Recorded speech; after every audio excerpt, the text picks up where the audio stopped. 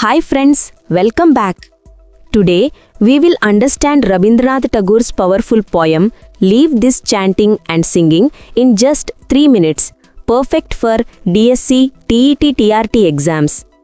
Leave this chanting and singing and telling of beats. Tagore says, stop chanting God's name inside dark temples. Tagore చెబుతున్నది మందిరంలోని చీకట్లో కూర్చుని జపం చేస్తూ దేవుణ్ణి వెతుకొద్దు.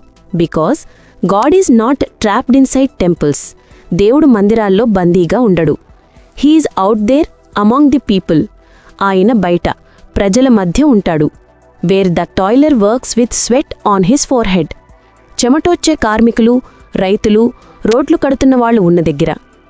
Tagore says, if you want to meet God, go where people are suffering, working, sweating.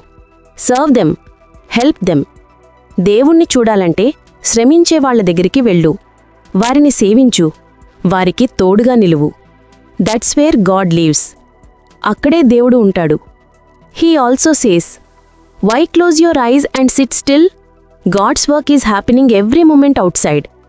కళ్ళు మూసుకుని జపించడం కంటే బయట పనిచేస్తూ సేవ చేస్తూ ఉంటేనే దేవుణ్ణి చేరవచ్చు. Work is worship.